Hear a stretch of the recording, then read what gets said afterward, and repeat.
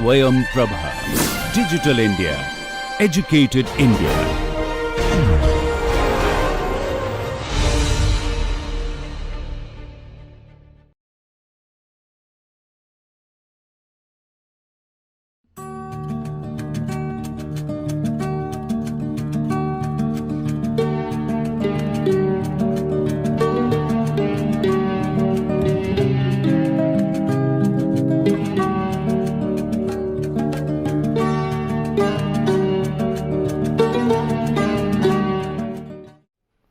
Welcome back.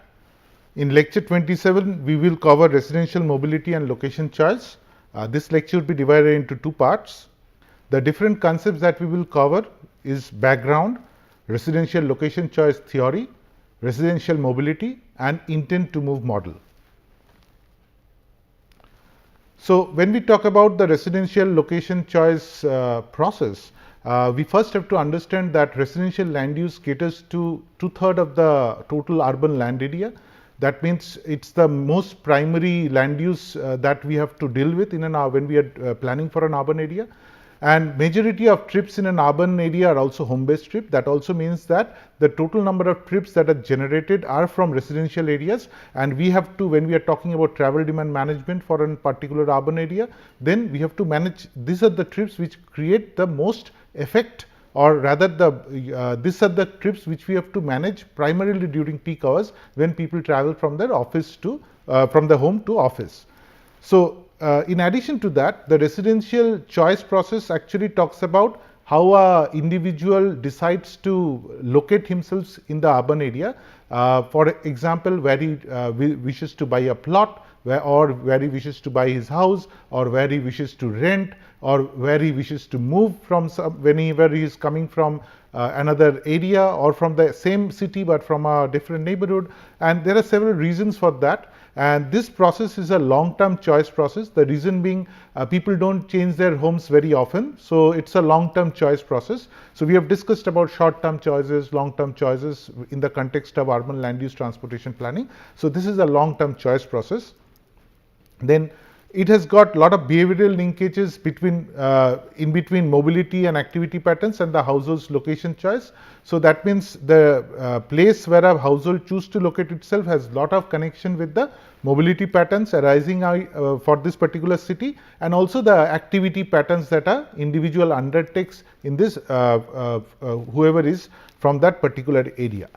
Now, number of workers in a household also has a major effect on household's location choice. For example, both the husband and the wife works. So, in that case, the choice of the residence probably will consider both of their work locations. So, number of workers in a household do play a major role. And whereas we can also say that residential location choice also impacts their employment. That means for certain kinds of employment, people do their location choice actually determines their location of employment. It also plays a role in the economic development, because the way people choose a house or decides to buy a house, that actually has a big role to play in the economic development process. And then social structure, it plays a role in the social structure, the spatial segregation, and also urban structure and the transport system for an area. So, residential location choice is a big component of the urban land use transportation process. So, the decision to choose a particular area, or to decision to actually change the area, is also interdependent with many other decisions. For example, it is very connected with the decision to choose a work location, or decision to go to work somewhere. So, it is connected with work location choice. It is also connected with the tenure status. Tenure status, depending on the tenure status, people sometimes choose their location, and also it depends on car ownership to some extent. For example, if you have a car, you are not concerned about bus routes or your transit routes. In that case, you can choose to locate in an area where there are not too many, it's a little bit away from the central city area or the core city area, or it's away from the transit network. So, these are the decisions. It's in Indian context, it could be a car, it could be a two-wheeler. So, people's choice is to reside in a particular area or locate in an area also depends on his ownership choice for a particular vehicle choice. That means whatever vehicle he owns has an impact on that particular choice.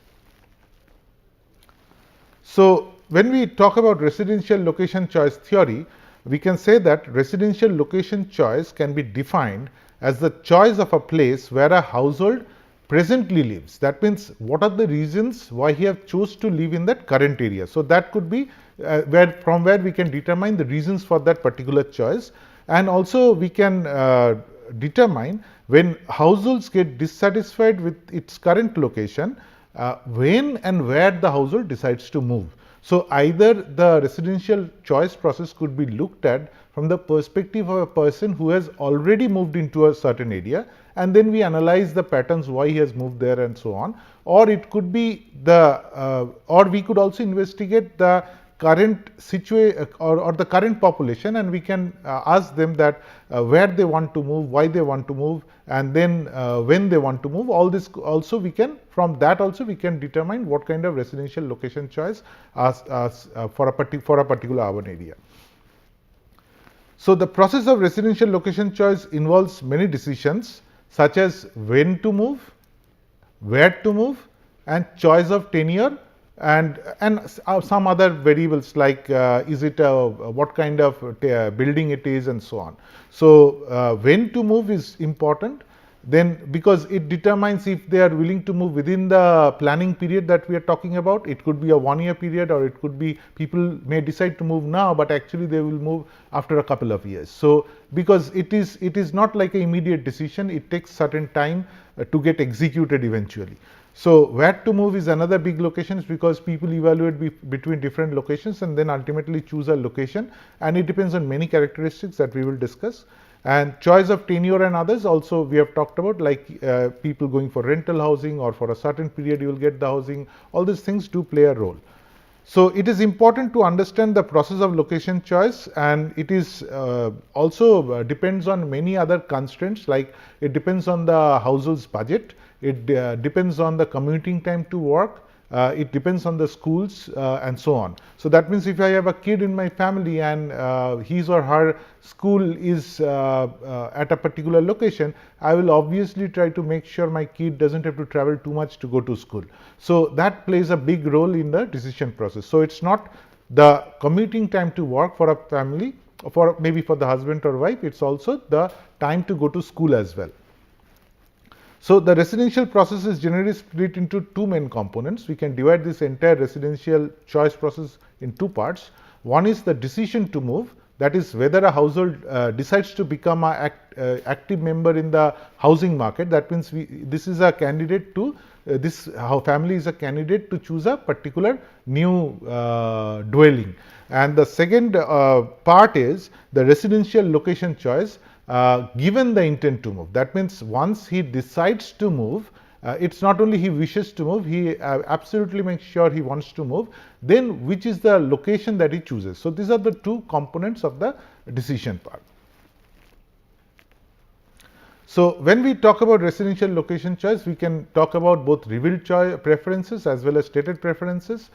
For example, I already discussed that when we try to find, we analyze the existing choices of household, and we try to determine that, okay, what were the reasons why a household choose this particular location, then we are talking about actual or revealed preferences. And when we are talking about hypothetical choices, like we give people option, or we just ask them where you want to move, we take their choices and we ask them the reasons, then it's a hypothetical scenario, and that is stated preference. And as you can understand, stated preference, until unless they are executed, we cannot say that they will be executed. So that is where revealed preferences are always stronger than stated preferences. But the issue is revealed preferences doesn't give us too much variety. So that is where stated preference are sometimes better than even where a revealed preference analysis. So the residential, in addition to that, there is the issue of residential self-selection process.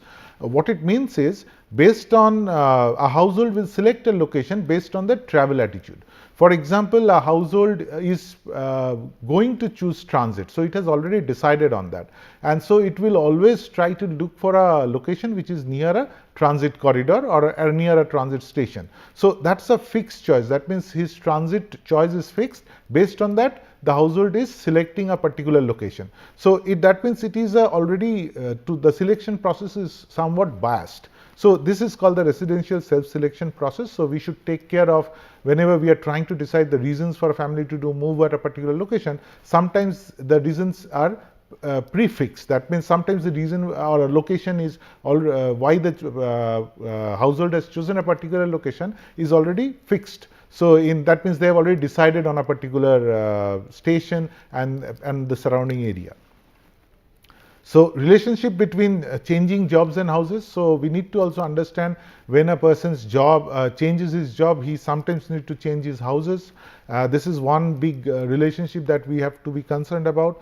And then most members in a multitasking household take part in the decision making. So that means if we have a family of many persons, that means all of them give their opinion. It's not only the household head gives his opinion, but sometimes the opinion is taken from the entire family. So that is difficult to incorporate in the modeling process.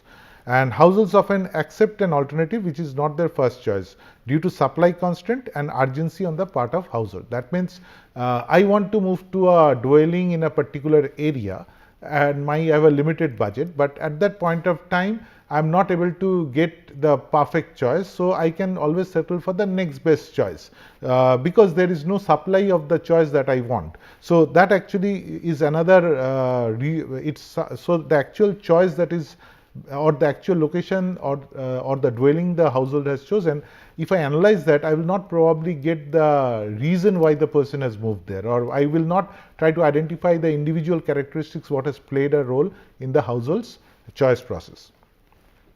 So there are several other factors also influence how households make choices, such as supply of new construction, that means new buildings. That means if there is a lot of supply, the prices come down, then people want to move. And if the supply is less, then the prices go up, people will not want to move. Then loan interest rate, what is the existing market rate of interest, so that actually plays a role. Then taxes and tax relief, sometimes when there are a lot of tax relief in the budget on new houses, buying of new houses, then people buy the new houses. And then also determines households or renting and owning propensity. So these are the things which are determined when these factors change. So there are several reasons which influence the residential location choice process. So we already discussed certain decisions are joint. For example, decision to move and choice of a residential location. This is a joint decision. That means once I decide to move, then only I will choose a particular location, or based on the choices available to me, I may decide to move. So it's a simultaneously both the decisions are taken. That means if there are no choices available, I will probably not decide to move.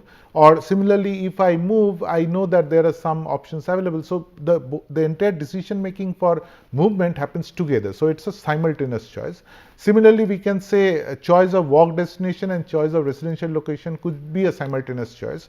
For example, my tenure, I am a blue collar worker, I live in a poor neighborhood. My tenure status, I means my rental housing, I have to move from my existing rental housing because the house owner will not allow to stay there. So in that case, I will now choose for a location to move, and I may choose to locate in the same neighborhood, but because if I am willing to walk over there, but if I am flexible, then I may choose a location which involves the potential to get more work.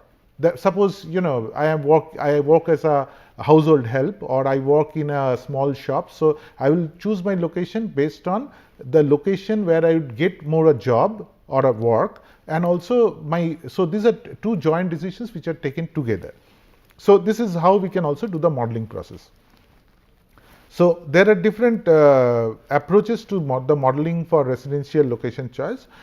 Traditional method of evaluating choices is based on the random utility maximization. We have learned the discrete choice theory in the previous lecture, and then when we talk about residential mobility or intention to move, that is when a decision to move or a decision to not move by a particular household, then usually it's a binary choice. That means should I move or not. So we use a binary logic model in this particular case. In case of residential location choice, that means I'm trying to choose a particular location or a place where I'm going to move, then there could be many choices. So if there are two location alternatives, then we can use a binary logic model. But if there are many alternatives, like I can choose an alternative out of many locations, then probably it's a multinomial logic model. So that means there are many choices. Now, binary logic model seems a bit odd, but if you consider that a person who is new to the city, is a migrant to the city, he wants to stay near his job location, so his options to stay may be very limited. So it could be a option between only two locations, so which is near to his maybe the industry is working, or maybe to his office that he is working. So in that sense, it could be a binary logic model or a multinomial logic model. So this is how we model this choice process.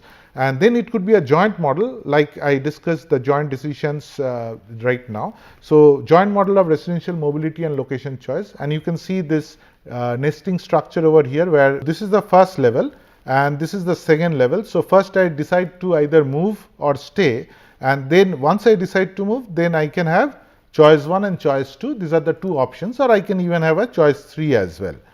So in that sense, it's a nested structure. So this particular nest of decisions is within this particular node. So this is a nest and this is a direct decision. So in that way, if I want to now determine the probability of stay, or the probability of choice 1, or probability of choice 3, or probability of choice 2, then I have to go for a nested logic model. So we will cover nested logic model in details when we do the mode choice module.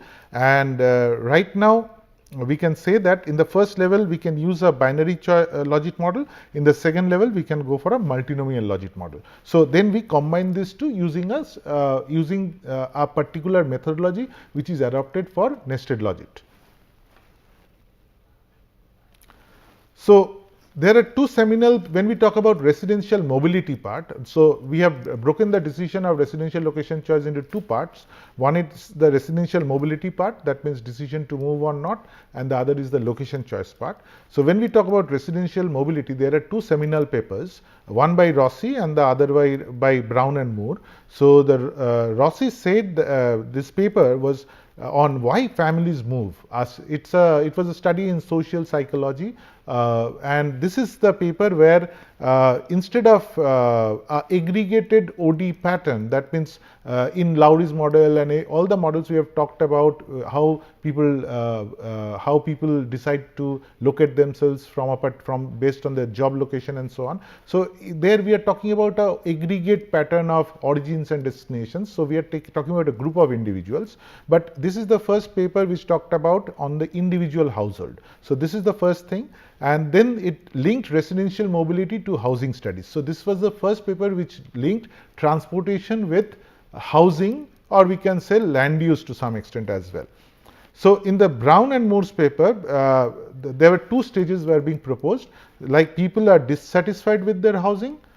That means people, once they are dissatisfied with their housing, then in the stage 2 they start for a vacant housing and then decide to locate or stay in the present location. So once they are dissatisfied, they will start house search, and then they may say that, well, I will stay back or I will relocate based on there are certain other things, stress threshold plus budget and so many other things that comes into play.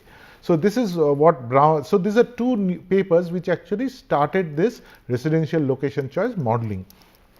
So in residential mobility model, housing supply is considered as an exogenous factor in most residential mobility models, because housing is something it's very difficult to predict, because where new housing will come up and all, it's particularly depends on many things. For example, government interventions are there in sectors like finance, construction, pricing, supply of housing and land use. So that means based on government policies on all these different aspects, there are real estate developers decide on building houses. So it depends on the market equilibrium and the supply demand choice process, so on. So that is why some people take it as an exogenous input into the model. That means we know these are the locations of housing available in an urban area. Now I decide to, then we start from there, and then my job is to decide if the family is going to move, provided this kind of supply is there, or where the location choice would be.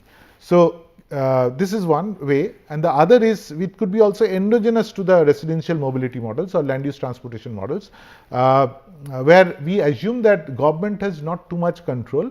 That means real estate developers are free to build wherever they want based on supply demand gaps, or based on the land prices, based on many other factors, and there the residential this entire thing could be also endogenous. So residential mobility also depends on the local housing market, the national context, that is economic and demographic circumstances, housing policies, wealth and tenure. So these are many bigger macroeconomic decisions also which influence the residential mobility for a particular area. So residential mobility can be defined as a change of residential location in or out of an area in order to satisfy changing needs of a household. So that means residential mobility is from an area, and in order, because there are changing needs within a household, that's why people will like to move from one location to another. And long distance mobility is generally termed as migration, whereas mobility within a neighborhood are considered under residential mobility. That means whenever in a land use transportation modeling process, people are moving from different urban areas to this particular urban area, we will consider it as a migration that will actually contribute to the total number of people added to the city. But then choice or movement within the city of people once they are arrived over there, and then it's part of the residential mobility model to predict the movement of people inside a city. So it's like within urban area, if there is some, we can say that there is migration, then it is basically determined by the residential mobility model. Many researchers also draw a distinction between intention to move and actual mobility. That means whenever we are doing a survey, we are asking people, are you willing to move? And what are the reasons why you are willing to move, what are your household characteristics, and so on. So this is the intention to move. Intention to move is not actual mobility. So once actual mobility happens, we can ask people that, okay, why have you moved here? What is your family's characteristics, and so on. From there, we can also detail out or determine the reasons why a person has moved, what are the individual parameters which influence this movement process, and so on. So sometimes why? Because even though people express they want to move, but sometimes they don't move. Why? Because people are resistant to move. This is first. Second, they are attached to their current house, because you have to change your house and it's a big decision. So people are attached to their current houses. They may end up saying that, well, let's stay back for another couple of years. So this is there. Then neighborhood ties. That means when people stay at a neighborhood, they generate ties, they talk, they have friends, they have neighbors, so they do certain kind of activities in the neighborhood. So that this actually helps them to it's sort of a pull factor. So people don't want to shift from there. Then facing physical, economic or social disruption and mutual trust. So these are other issues, and which because as soon as you move, then there are problems, there are a lot of problems that arise, physical problems, economic problems, social disruptions, and then there are other trust issues also. So total collectively these are termed as social capital. So social capital also do have a big role to play in a person's intention to move and actual mobility. So intention to move refers to people's desires, plans, inclinations or expectations about future mobility. So whenever we are talking about residential mobility, there are many factors behind the decision to move. One could be life cycle events, like a person changes his job, work, a person can marry, there is change in the household size. For example, there is a kid, there is a child is born in the family, and so on. So this could be the reason which triggers the change. Or there could be some event with something related with aspirations and ambitions. That means I am staying in a very poor neighborhood. I have now got a job. I want to move to a good neighborhood. So desire for better living, desire for owning a car. Now I want to buy a car. I may also decide to move as well. Then spatial needs, need for greater space. That means I really have not enough number of rooms, so I require another couple of rooms, so that's why I want to move. Then travel needs, reduce travel time or cost. That means I got a job which is too far away from my existing housing. I want to reduce the travel time or cost, so that actually requires me to change my housing. And then external events like change on availability of transport service, right? Like suddenly the metro system has come up in the city, so I may feel like I will move to a area which is around a metro station because my office is located near a metro station. So this may be this external events that also may play a role. Households have been also categorized as stayers who stay in the same dwelling. That means sometimes people live in an apartment complex. They will like to stay in the same building itself. They will just change floor because they may be living on rent. Now they are very attached to this particular house. Now their tenure is over. So a new they will always choose a dwelling in the new building, or in the same building but on a different floor or a different apartment. There could be movers who cover short distances or moves from a nearby neighborhood, and that means they want to stay in the same neighborhood. And then there are newcomers who are new residents from outside areas. So criteria could be housing situation. Is it voluntary move or forced move? Sometimes that also plays a role in a person's decision to move. That means tenure is over, you have to move.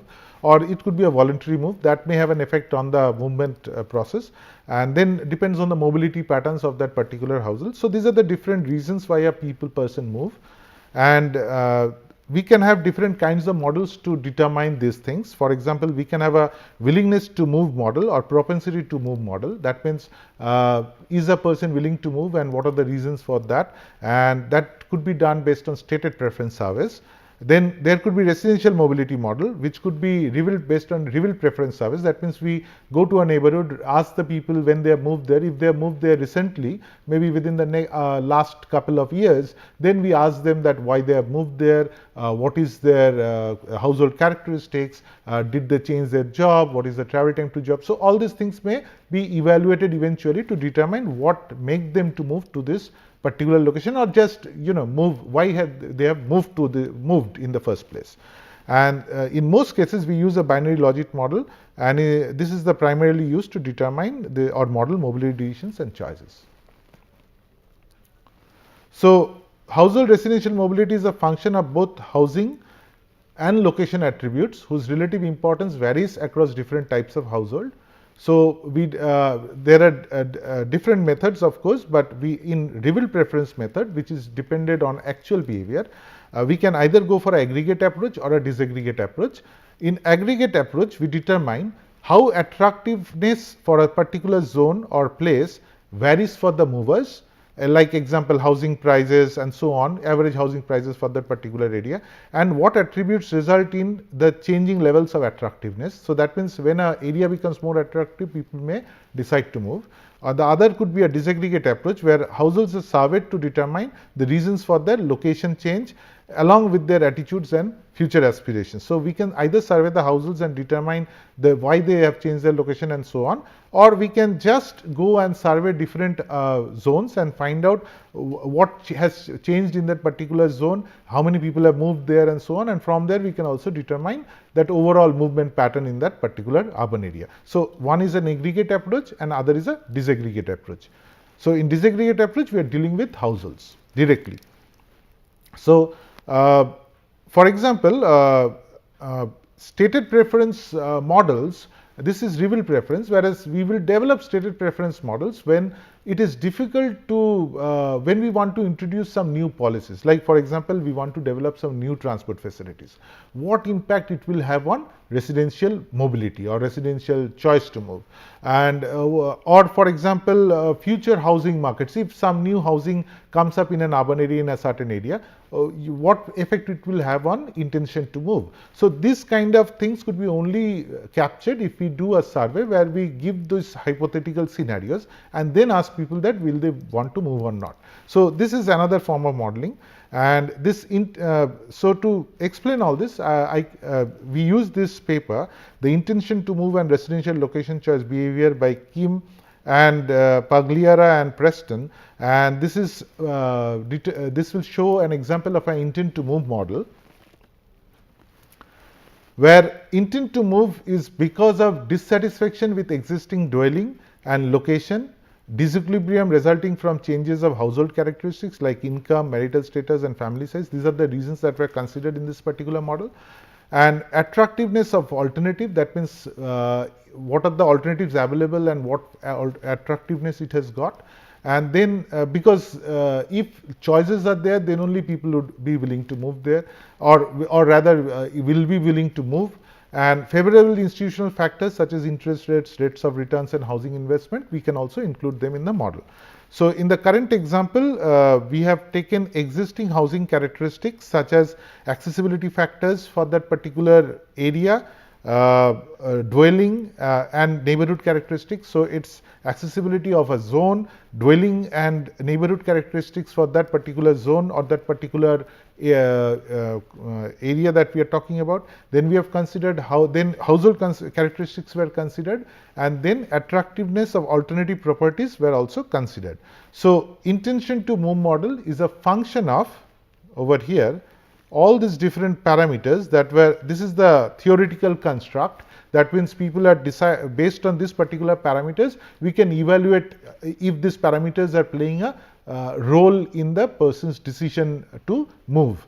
So these are the parameters, like TTW is travel time to work, which is given in minutes, TCW travel time to work, in cost, this is pound, travel cost to supermarket, this is shopping opportunities, and population density, this is neighborhood characteristics, location of residence, is it a suburban area or it's a city core area, then quality of schools, housing price, if the house that they are trying to move is a detached house or otherwise, or number of bedrooms, age of respondent, then the household characteristics, male or female, household income after taxes, number of children, because taxes do play a role in the decision making process, number of children living together, and so on, and income.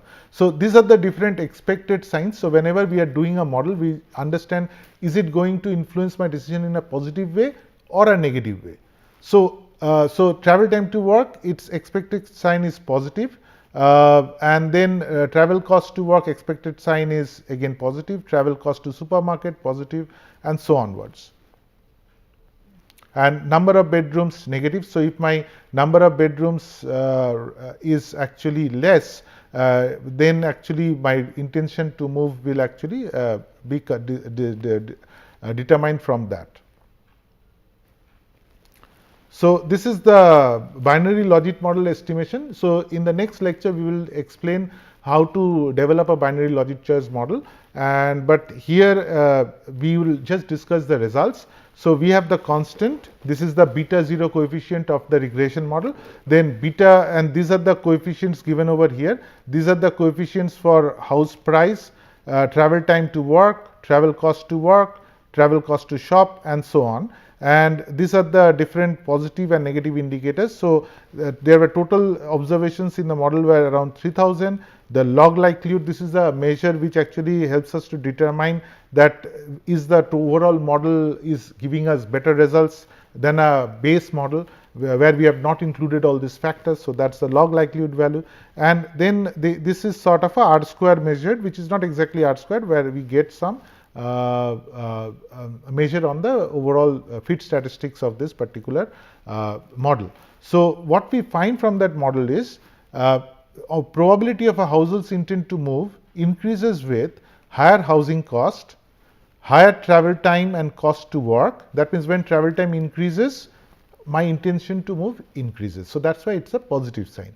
When higher population densities, when population density increases, my propensity to move also increases. Residence in the central city, number of children, when number of children increases, I want to move. Male household head, male household heads are more likely to move.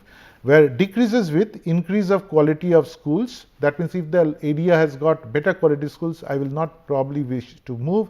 Residents in detached housing, that already I am living in a detached housing, people don't want to move.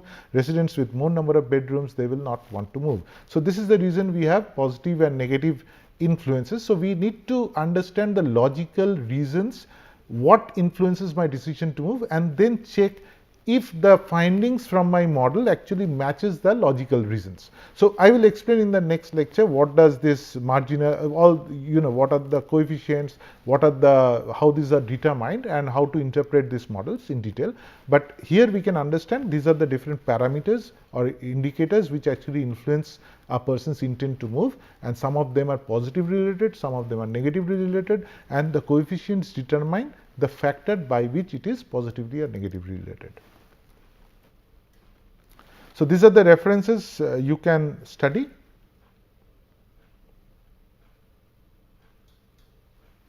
So we can conclude by saying residential location choice is one of the major components in the land use transportation planning process. It is closely related with mobility choices and also to choices such as work location choice, car ownership, etc. Residential location choice can be further divided into two components such as residential mobility and choice of location. And finally, residential mobility model can be developed based on stated preferences, which can be used to model the intent to move, or based on revealed preferences, which can reveal the reasons for moving. Thank you.